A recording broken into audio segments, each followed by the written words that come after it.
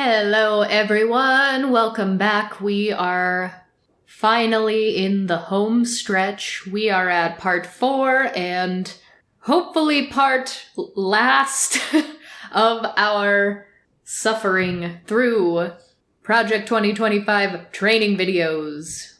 Hopefully you're all caught up on our previous 3 episodes as we round out this final installment, because the talking points that get repeated and the patterns in their rhetoric become so incredibly obvious the further and further you go on.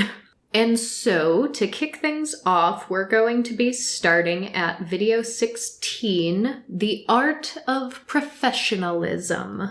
This one was quite interesting, and I took a couple of quotes of exact things that they said because they were kind of in direct opposition to things that have been said in other previous videos.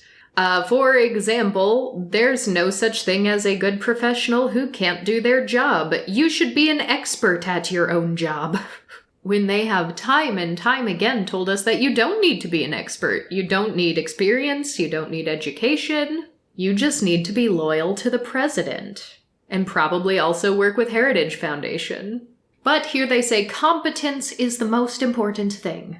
And this quote I took because it seemed like a slip of the tongue that they didn't try to re-record or edit in any way. Because they go on to talk about how important bosses are. And they say, you have a boss, but your boss always has a boss. So this is a direct quote. Your boss always has a boss. Even the president, theoretically the American people, but mostly their own deadlines, the things they want to get done. It's like he wasn't even going to say the American people at all, and then realized, oh, I should probably say that, but he also couldn't help himself. He had to put theoretically the American people are the president's boss. So that's fun. So they go on to talk about how important it is to manage up, and this concept of managing up. And what that means is your only job is to make your boss look good and feel good.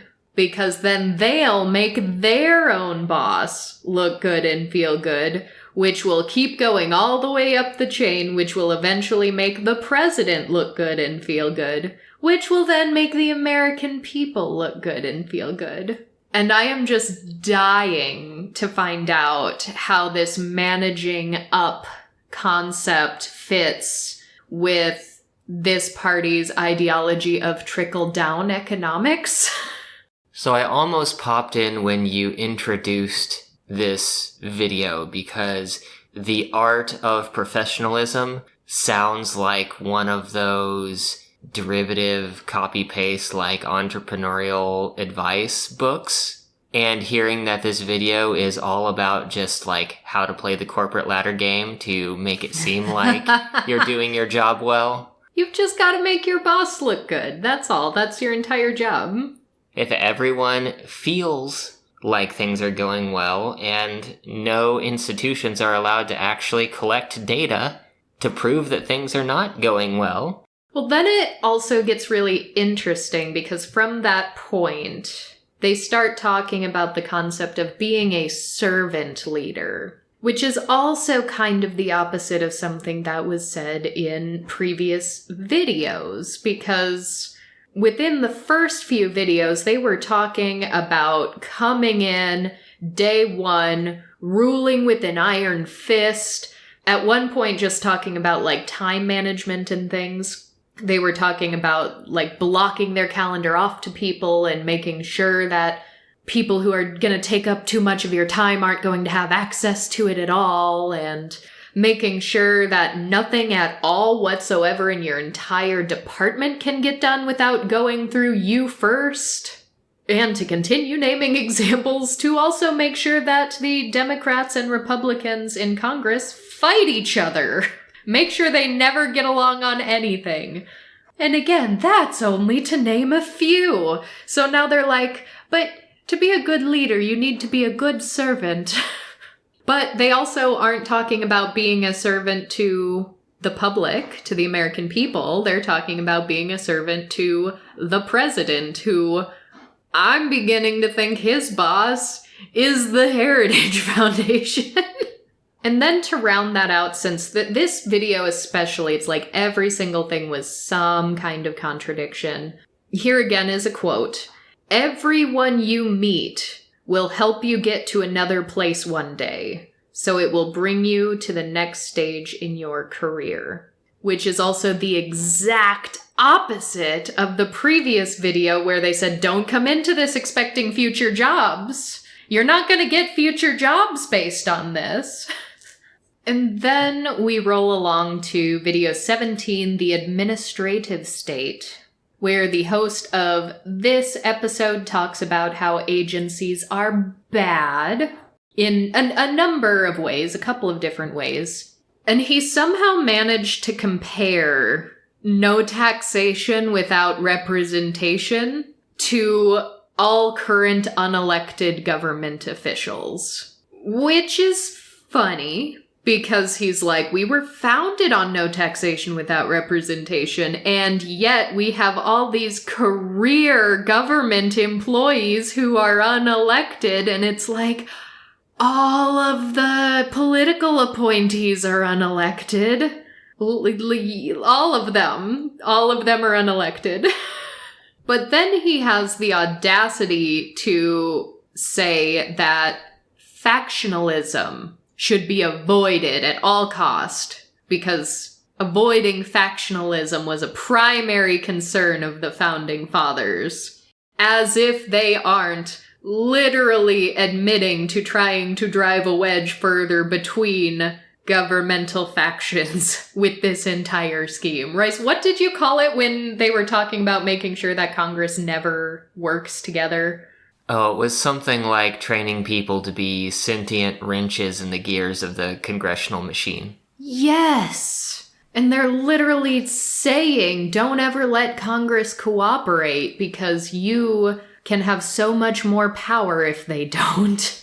And yet here he is complaining about unelected government officials and also warning about factionalism. Okay. But I did have to take a note about this. I don't even remember how he followed it up, but it was something about like, oh, all the good leaders out there. Just because this group of people, this is a quote, "The people we admire most: Abraham Lincoln, Winston Churchill, Billy Graham, Pope John Paul II, and our own parents." I just found that grouping of people to be utterly ridiculous, because just all the assumptions you have to have about the audience you're speaking to just lump all of those people together and be like, yes, this is a universal truth that these are the people we admire the most. So the next video is on passing new regulations, and this is the same guy who was at the U.S. Department of Civil Rights, who from our previous episode was taking credit for things like authorizing telehealth, which what that actually means is ignoring HIPAA regulations, or making sure people with disabilities aren't denied ventilators, which really just means, saying, hey, hospitals, doctors, states, remember that legislation from the 70s still applies now. So actually doing very, very little. I'm sure there are plenty of actual regulations that his department did in his tenure there, but those are the ones he bragged about. Those are the ones he was holding up as, these are the wonderful things we did. But he starts out by giving again a very simplified overview of regulations in a way that almost assumes the person watching the video doesn't know how many things are regulated, which is absurd because he goes on to list things. He's like, regulations touch everything in every aspect of our life, right down to the width hallways can be and the height of outlets in your house. It's all regulated. And he goes on to say, they regulate everything, often for the worse. and then has to throw in our face that this is not what the founders imagined. I think I can say with reasonable certainty that the founders were not imagining the regulations of electrical outlets in modern day homes. Probably not. They probably did not imagine that, no. And he goes on to talk again in very vague terms about his own experience. And being in the Department of Civil Rights, he says this was a controversial department because we dealt with things like gender identity, abortion, and healthcare. And he goes on to say, like, now, being in this agency, I expected scrutiny, but what I didn't expect were all of the lobbyists. And without anything specific about who these lobbyists were, what specifically they wanted, he's like, there were always lobbyists in my office who wanted something. And this is not what the founders imagined. He says that again. But whatever it was that these vague lobbyists in his office wanted, he says he was not persuaded, because you have to answer to the Constitution, the law, and the president, because it is the president's authority that you are implementing in just all the things you do as a political appointee. And he does double down as well and says that because he was a HIPAA regulator, he alone was given immense power over what happened in hospitals. And it's very fascinating because he's halfway complaining about one person being given that much power and also halfway bragging about how good he was with that power and how he used it for good because he said no to the lobbyists. And I just couldn't help but remember, as he was talking about, I was given immense power. A single person, had tremendous authority over this very important aspect of society. And all the times they have said, you don't need any experience. But then, of course, it wouldn't be a conservative post-2020 complaining about government agencies without a mention of Dr. Fauci. And he says, think back about what happened with COVID. You had guidance, not even regulatory action from Fauci that was used to impose the lockdowns and the mask mandates. And that was followed up with regulations that were going to be used for a mandatory vaccination regime on the American worker. Imagine that! Congress never spoke of any of these things, but it was through regulation that they issued a mandatory vax mandate for a majority of Americans. And first of all, there were hardly any lockdowns. There wasn't a true lockdown. They're talking about the sheltering in place orders. They weren't even everywhere. A lot of them were few and far between and did not last as long as they should have. Mask mandates as well, not as iron tight as a lot of conservatives lead you to believe, and were also dropped way earlier than they should have been. But I'm also, before we even get to the rest of the issue with this, most of the actual shelter in place orders, mask guidance, social distancing recommendations, most of that was in 2020. Most of it was gone by 2021. So that was during the Trump presidency when theoretically this guy was a political appointee. So he's just complaining about Fauci and all these guidances when much of what he's complaining about was while he was also serving. But also, what mandatory vaccination mandate? Show it to me. By the way, the new vaccine that accommodates the new variants that are going around is now available as of this autumn. So that hasn't even been very widely publicized. So get your vaccines, friends. I mean, latest estimates I've seen say that only about 81% of the population in the US have even received one vaccine. And I've seen the numbers for each new batch of vaccines that come out. That percentage just goes down and down and down. So I truly have no idea what the heck he's talking about mandatory vaccines. That has never been a thing.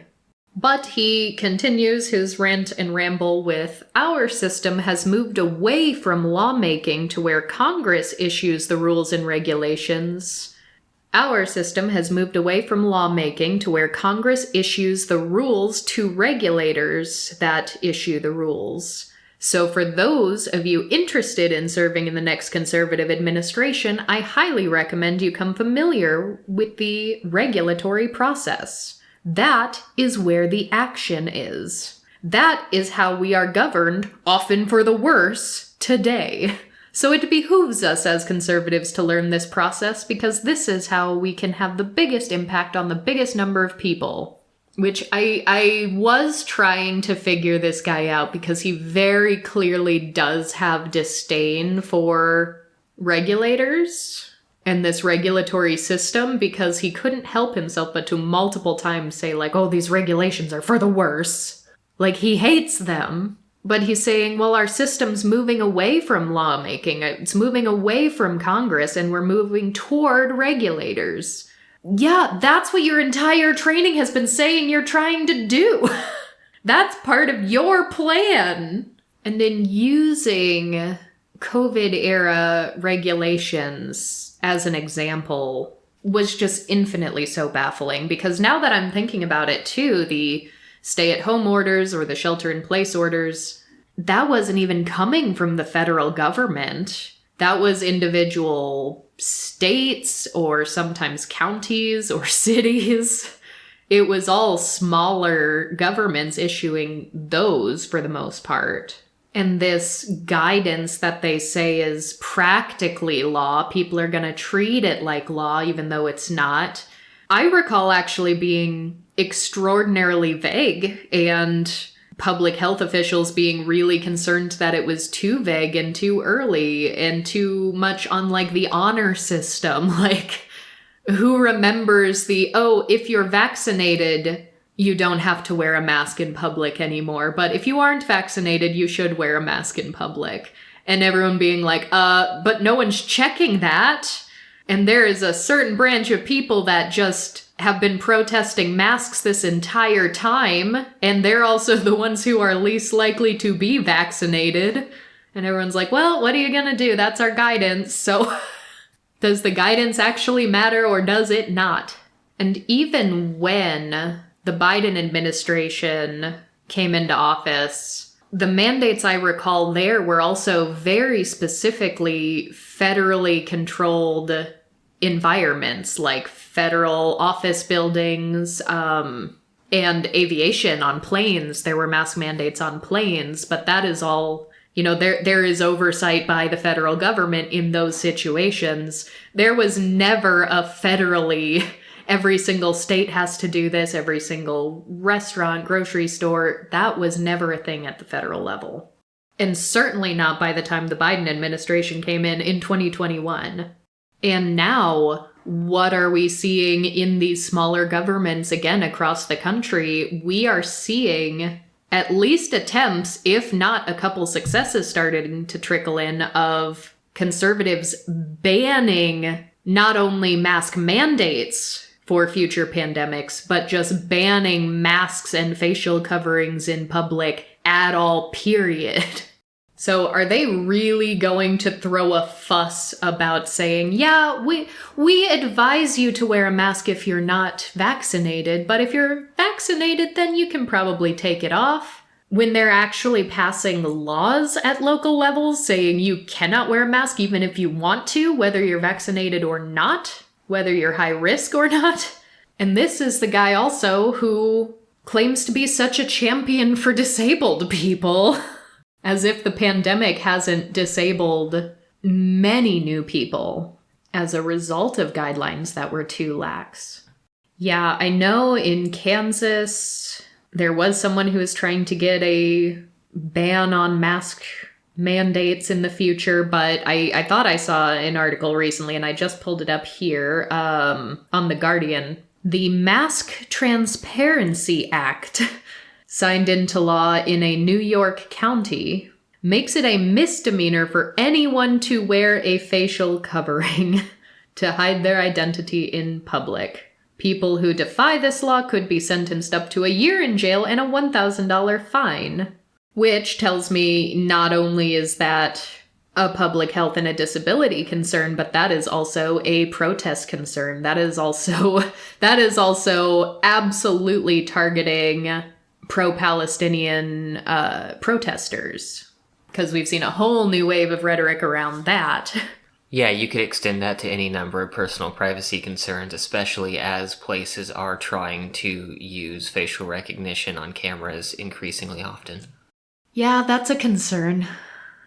So he goes on to give sort of a very, once again, simplified overview of what regulations kind of are and how they work together with legislation from Congress. One example he gives is if Congress says you can't discriminate based on gender, then it's kind of up to the regulators to decide, what does gender mean? How do we fill the gaps? How do we specify all of the gray area that could be in any given piece of legislation?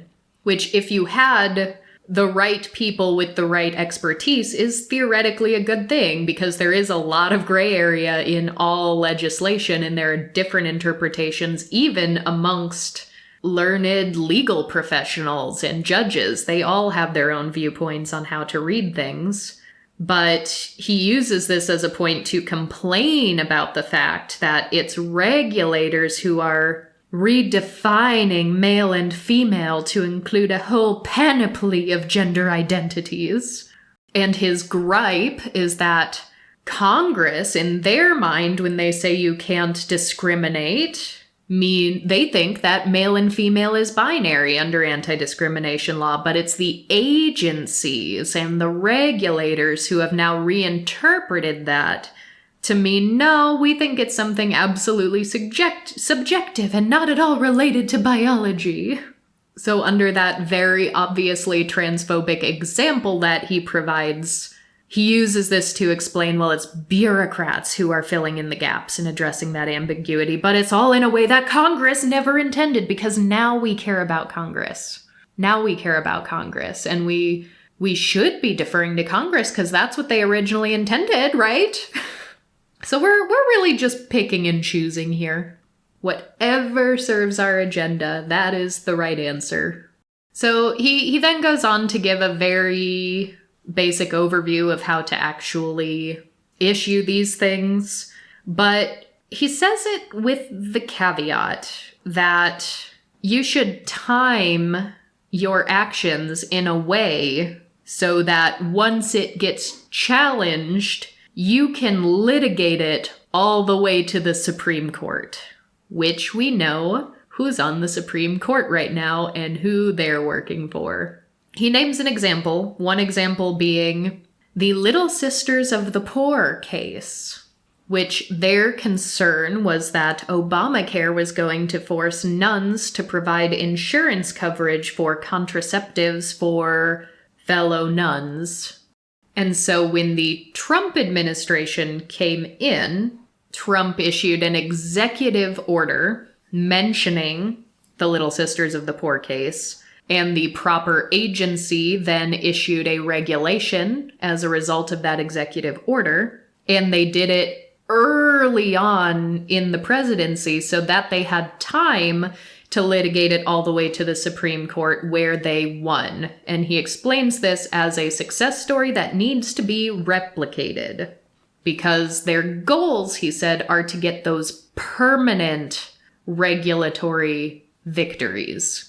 So they're not even that concerned about regulations, because those can be repealed in a future administration. They want the regulations that are so controversial that they get sued over it, so that that case can be put in front of their crooked conservative judges. So then now it becomes a Supreme Court precedence which is so much harder to overturn than an actual regulation. So that is their process here. And are you telling me that Donald J. Trump personally was just like really passionate about the Little Sisters of the Poor case? Do you think he knew of this exact case on his own and he was like, oh, those poor nuns who have to buy insurance that would cover contraceptive for those other nuns? I'm so personally invested in this case that I am going to, of my own volition, sign an executive order saying, hey, we should reevaluate that.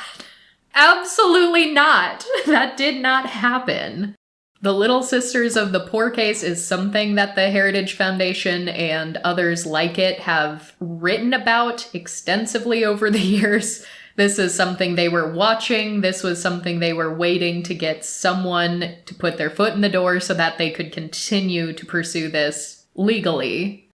And the thing that bothers me the most about this particular case, because also, put this in context of the religious Christian nationalist organizations that are constantly using our judicial system to just slowly integrate their ideologies into law. Think, really common case, the gay wedding cake case, things like that. It always has to be legislated, and they hope and try to get it to the Supreme Court to make it a precedence.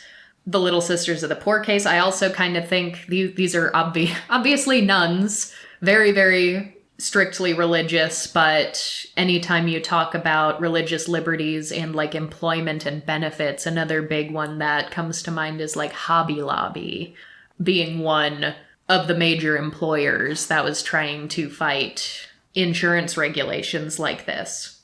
But what bothers me the most about this case in particular is that, yes, the Affordable Care Act did seek to make sure that contraception would be available to everyone. They did give exemptions to this.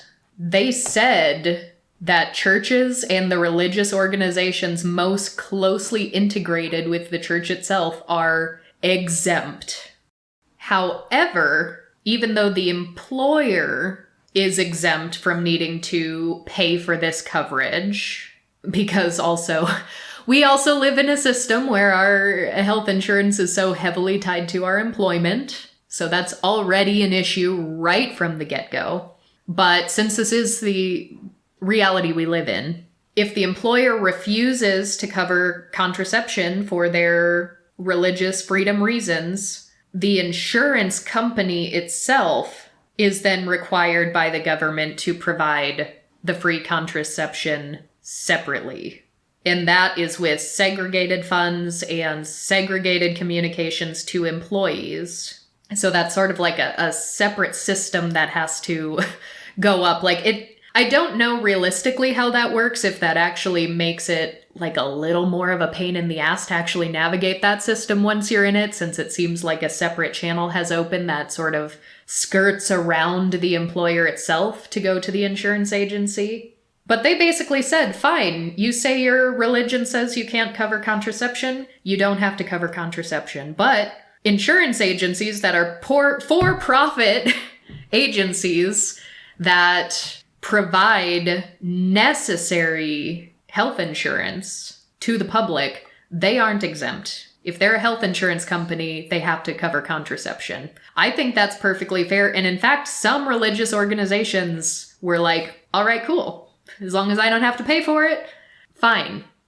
But then the Little Sisters of the Poor, and I'm sure no doubt other religious entities fighting this battle, some of them still took issue with this by saying, well, we'd still be complicit in the administration of contraceptive if we have to provide the government with contact information for the insurers. Because they basically had to tell the government, we're not going to cover this. So they'd have to claim that, so then the government could then make sure that the insurance agency was doing its job without the employer being the middleman there.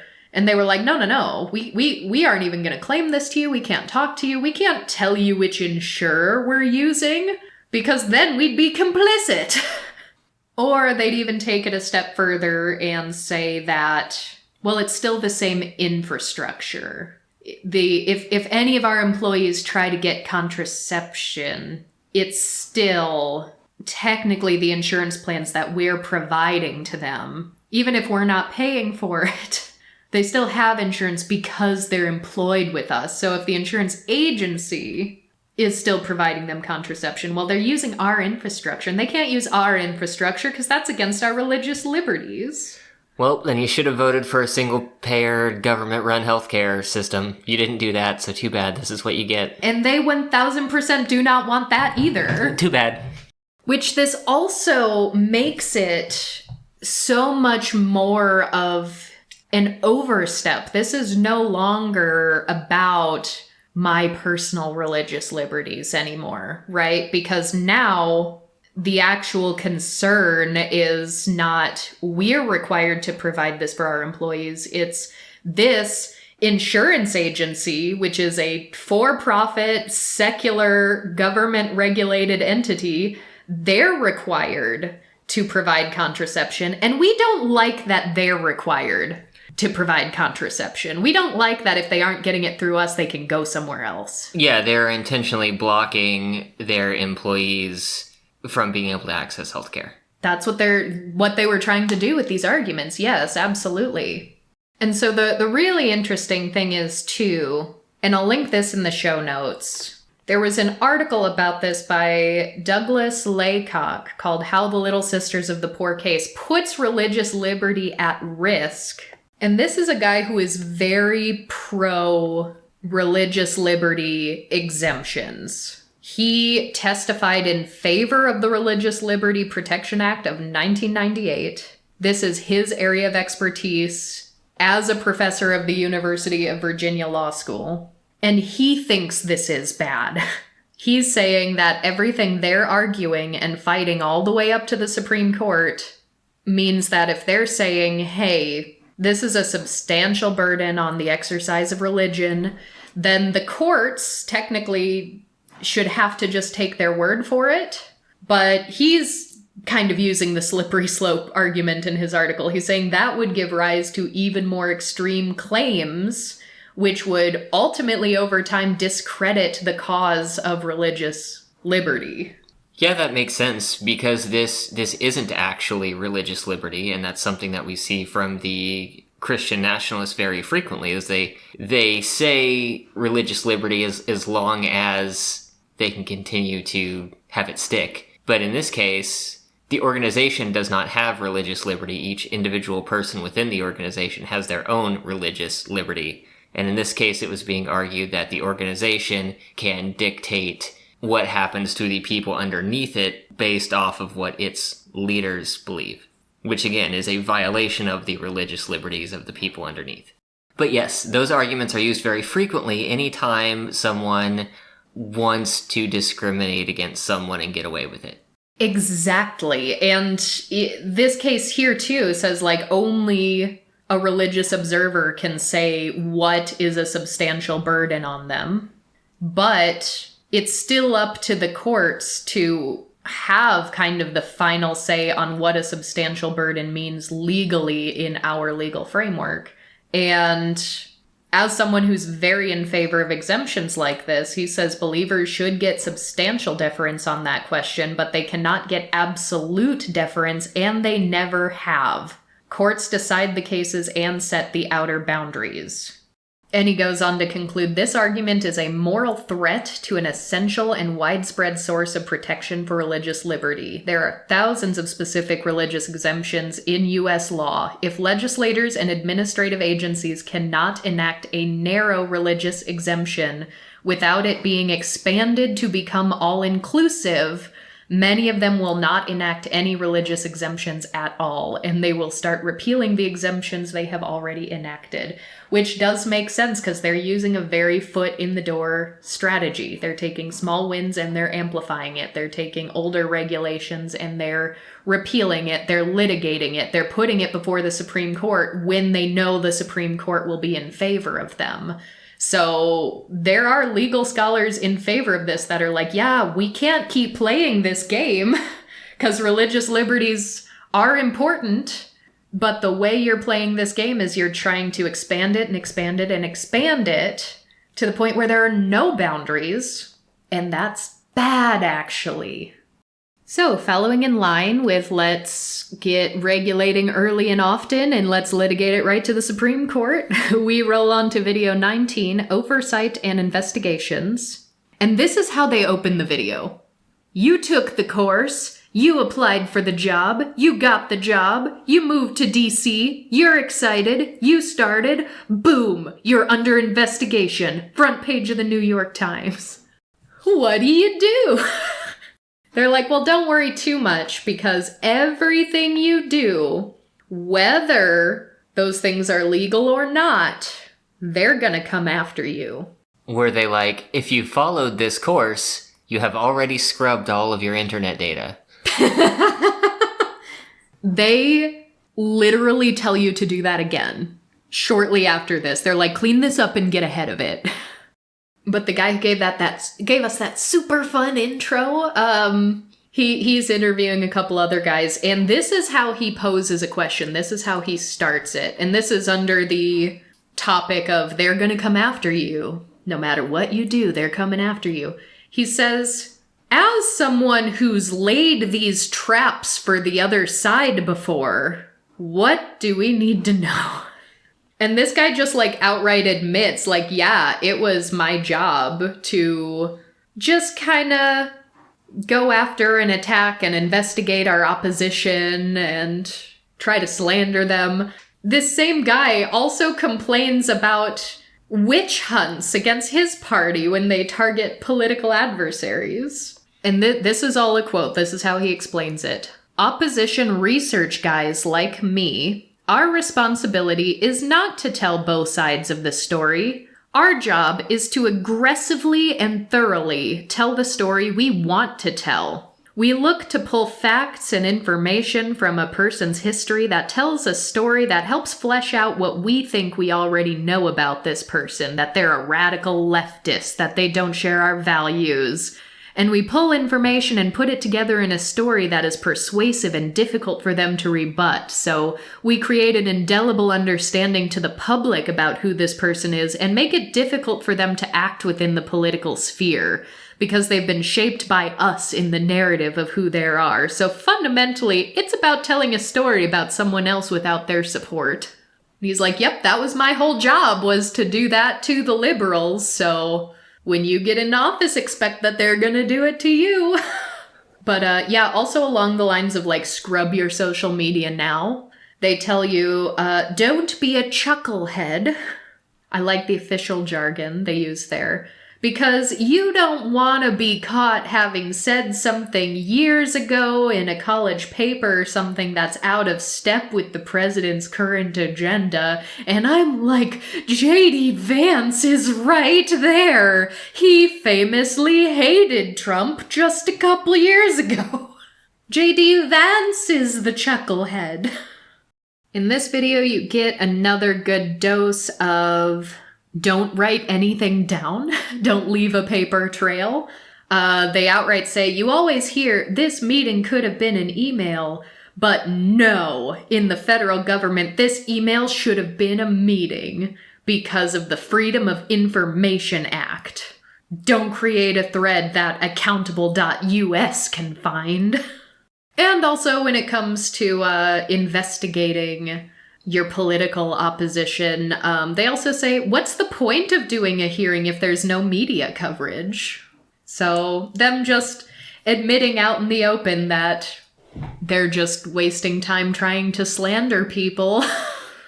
And money. I feel like the money part of that is not mentioned often enough for the side of the political schism that says at least that they are for less taxes and smaller government and budgeting. And what is the common refrain of every conservative that doesn't want to be associated with I'm a fiscal conservative. Ah, well, I'm socially liberal. Yeah, the intentional obstruction of our government wastes so much taxpayer money. Yeah.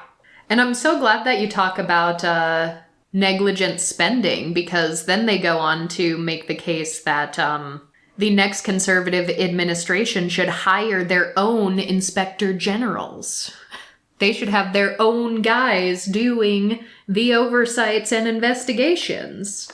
And here's where it gets more frightening, because he justifies being able to hire your own investigators, your own oversight, because he's a strong believer in a unitary executive, which shouldn't come as too much of a surprise based on everything else we've heard in these videos. However, if we zoom out and see what that actually could mean for America's future and what that has meant for other dictatorships, I'll, of course, link some of these articles in the show notes as well.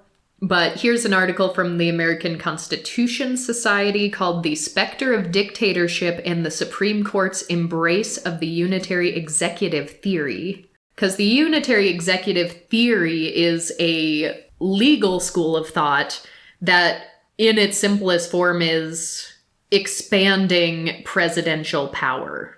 They want to centralize government control at that executive branch. It's become increasingly more popular amongst Republicans since the Reagan administration, especially in these Christian nationalist organizations. This article explains the unitary executive theory as embracing presidential removal of agency heads for political reasons, and that provides a pathway to autocracy.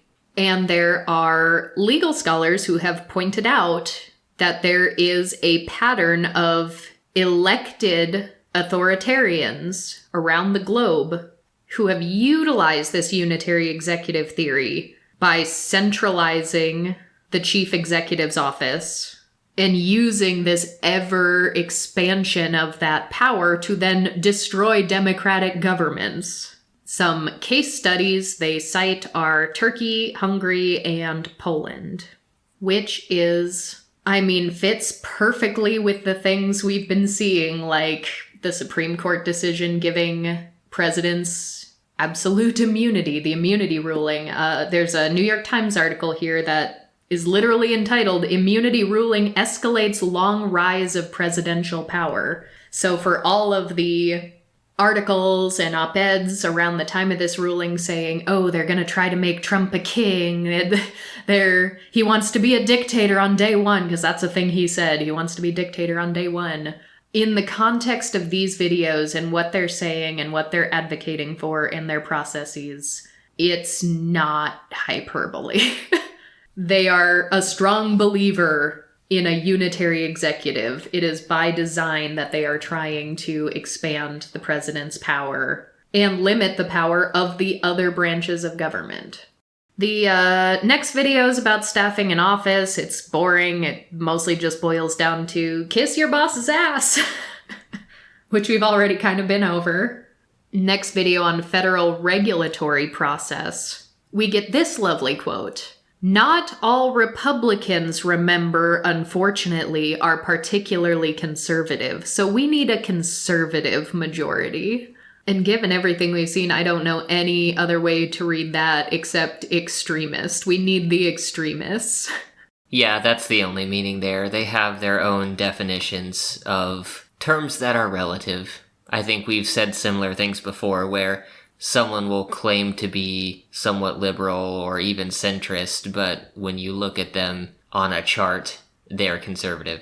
This is from the other perspective. If you're not far right, you're liberal. He goes on to once again say that conservatives are a minority amongst the careers, and therefore they must adopt something akin to Trump's Schedule F almost immediately once they get into office. And that Schedule F in question was an executive order from October 2020 that would have basically gutted any protections of career employees who could just theoretically be fired for not being loyal enough to the president. This article on protectdemocracy.org says, because Trump did not remain in office, it is unknown how many federal employees his administration would have swept into Schedule F or how many would have been fired and replaced. Experts have put the possible numbers in the tens or hundreds of thousands, and that some Trump allies said it would not be necessary to fire that many workers because just firing a few would produce the desired behavior change. So again, full dictatorship. If you don't agree with me, you are out of here. This video, by the way, was also just like, he was going over rules and the difference between a rule and guidance, and it was just an ungodly slog. I fell asleep 3 times trying to watch it. But he also mentioned offhanded, and by this point I wanted to look into this further because a couple other people had mentioned it very offhanded, the Chevron doctrine, which the Supreme Court has very recently abolished. Given the fact it was mentioned offhanded a couple times in these trainings, I imagine they anticipated that that was on the horizon when they filmed this. But the removal of this is going to make agencies, especially ones pertaining to the environment, it's going to make it a lot harder for them to do their job. The original Supreme Court decision from '84 was Chevron versus Natural Resources Defense Council.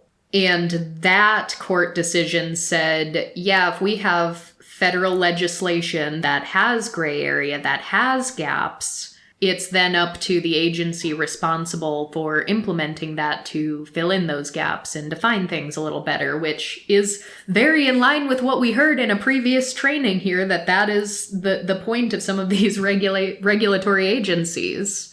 The original decision basically said the courts have to defer to the regulatory agencies. They're the ones who have the final say. But now the Supreme Court abolished that because they think the courts should decide all relevant questions of the law. So the court gave themselves more power and took that power away from the agencies. And some of the things that are likely to be heavily impacted are environmental things, like I said, Clean Water Act, Clean Air Act, things that we're always going to be scientifically developing our understanding and new technologies. And it's very important in fields like this, even public health fields. I mean, talk again of COVID-19 and how little we knew early on and how long it took them to even publicly state that COVID is airborne, like, let alone developing vaccines, things that are developing situations and developing understanding need to have well-respected agencies with highly educated people in these fields who have their finger on the pulse of the latest research, who are going to be able to update regulations to coincide with our developing knowledge. But now if a court doesn't like that, and we know for a fact these conservative judges don't like that because they think climate change is not real, and that's one of the things they want to abolish any and all statements about in government. Now the courts can be like, no, I don't think you have the authority to do that. Yeah, I don't think a lot of high-up conservatives actually believe that, because there are, what now, is it like 40 solid years of research that was done by the big oil companies themselves that proved it definitively? I think they just like the money. And so it's very intentional that they're trying to peel back those regulations right now at a pivotal point in, pollution and climate change. So. Yeah, well, that's the thing. They're trying to expand the executive branch. They're trying to maintain absolute control over the Supreme Court, while meanwhile trying to actively sabotage Congress. So much for a system of checks and balances. That's what I learned when I had a government course. So next video, 22, is called Navigating Policy Making. The guy hosting it quotes Tucker Carlson within like the first 2 minutes of the video, so you know it's gonna be good. This is also, I realized, one of the guys in control of that awful right-wing dating app. Have you heard about this? It's hilarious. It's called The Right Stuff.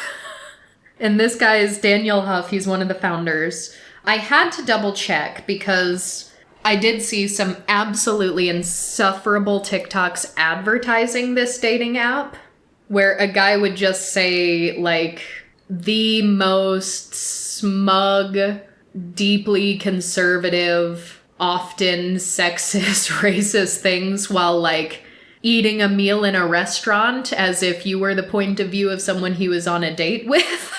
And he's not that guy. He's a different guy. But I had to double check. And just for funsies, since I know these episodes are a doozy, I'm gonna go ahead and put a link to some parody, investigative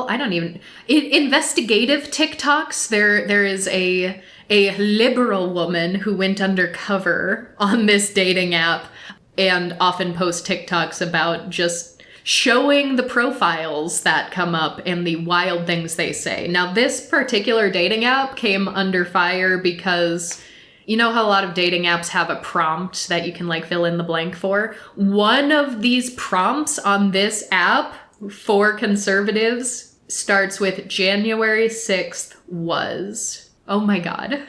And so, yeah, as you can imagine, you see horrible things on there. You see people saying climate change isn't real. You see people bragging about not being vaccinated. You see horribly sexist things. You see horribly transphobic things.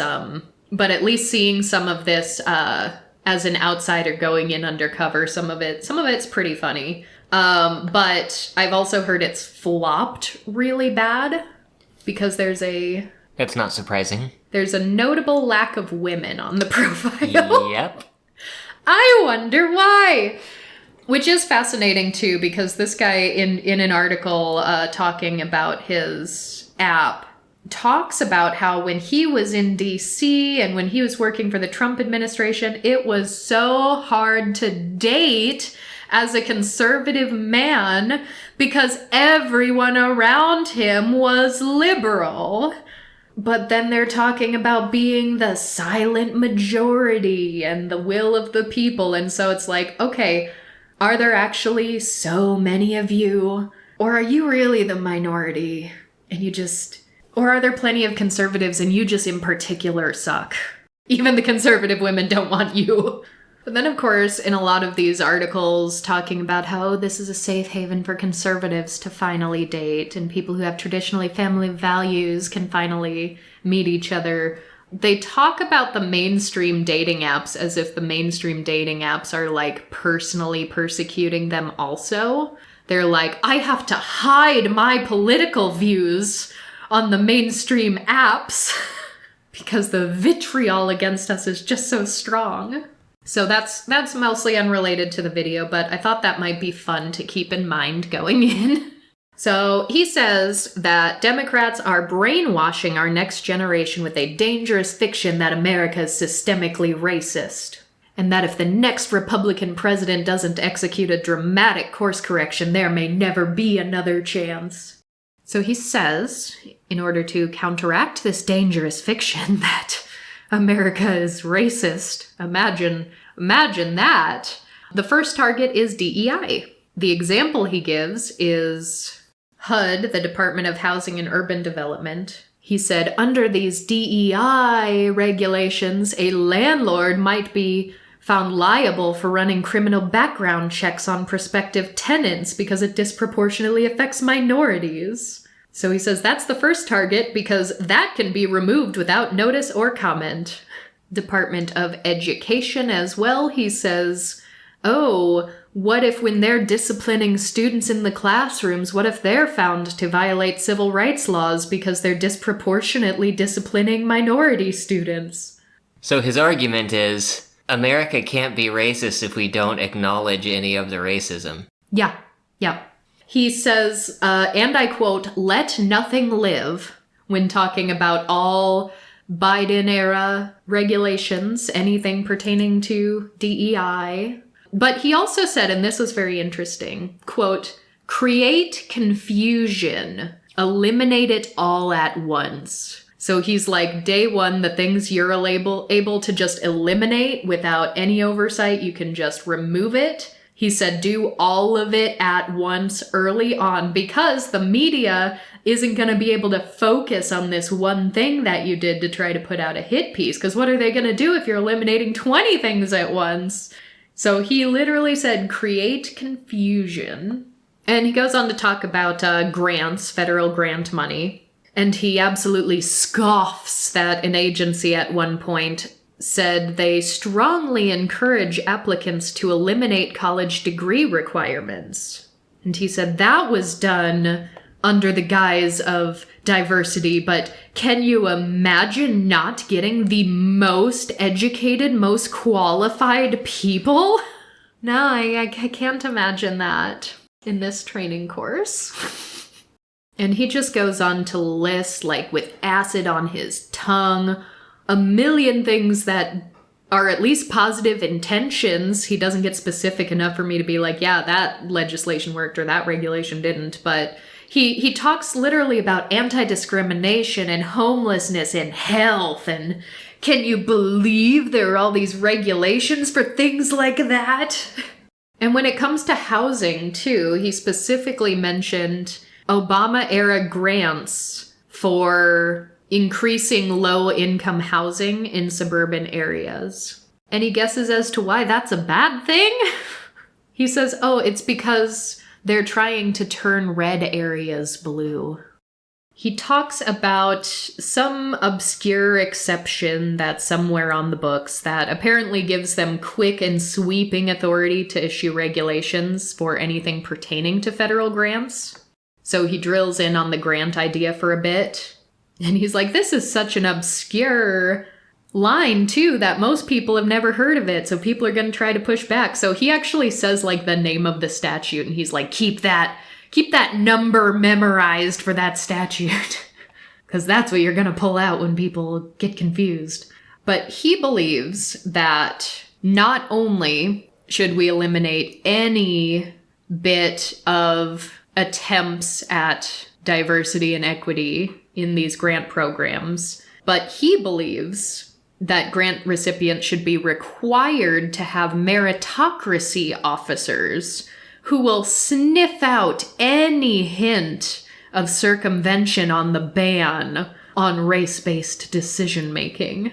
And so they want these new meritocracy officers to submit quarterly reports on all these grant recipients, just to make sure that they're not intentionally trying to be diverse. If we think they're trying to be diverse, we're gonna take their grant money away. I can't possibly see how that could backfire. And he even mentions what to do about grants in the Department of Education. And he says, I know we want to eliminate the Department of Education altogether, but first, before we do, let's use the billions allocated to it to undo all of the left's brainwashing. So, yeah, they don't just want to abolish these agencies. They want to use up all of the money before they do. Well, undo the left's brainwashing is like rewrite American history as the lost cause of the South. Like, it's not just use up all of the money, it's indoctrination. Yes. I mean, even meritocracy as a concept, and I know this episode's already been long, so I'm not going to go into a full-blown tangent about meritocracy as an ideology, but aside from very rigid officers that they want to fill very specific jobs, like, there are documented social cases of, like, in schools or in employment, like, on the whole, people tend to be more willing to give someone the benefit of the doubt or better grades, more time on an assignment if a student sort of has, like, this is an internal flaw that I have. This is a flaw I have that I'm trying to work through, as opposed to environmental factors. So in a very like non-scientific example, the difference between like, I'm just really bad at math, but I'm trying, is going to be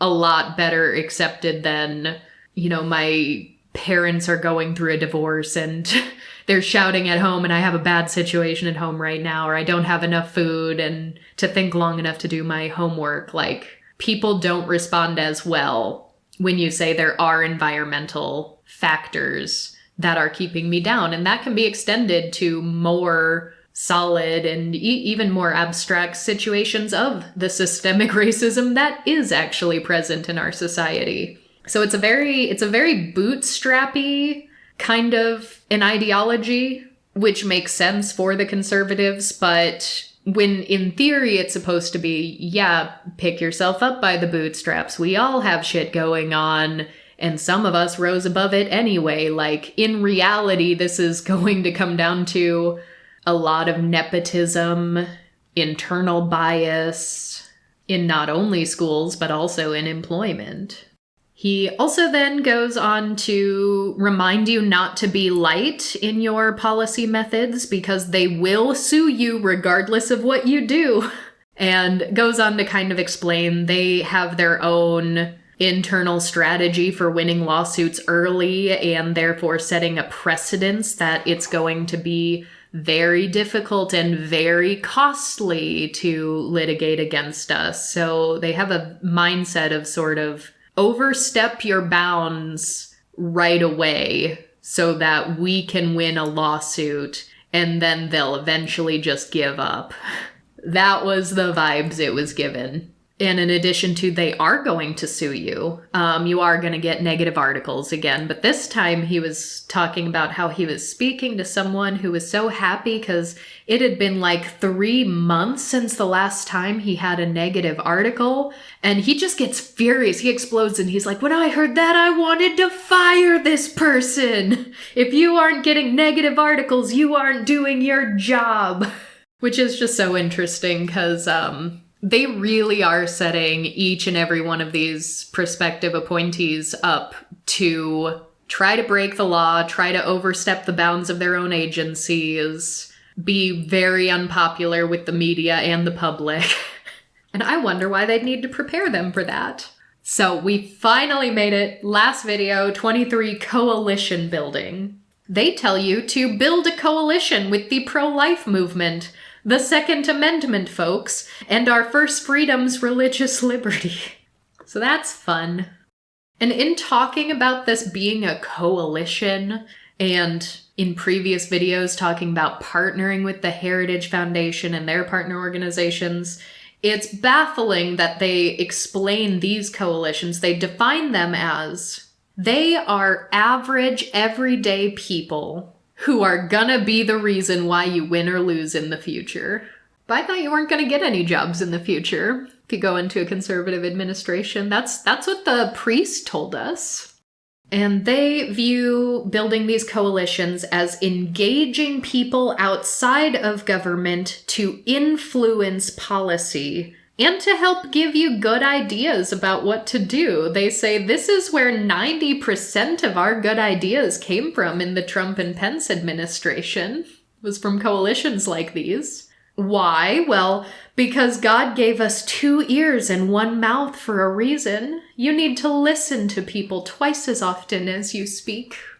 So that means reaching out to the pro-life movement and inviting them for a tour of the White House once you get there, and then while you're regaling them with a tour or a dinner, just ask, by the way, what should I do in this agency? What Biden administration things should I repeal? What do you think I should do? And probably listen to them. They remind you again not to put anything in an email that you don't want to read on the front page of the Wall Street Journal or the Washington Post.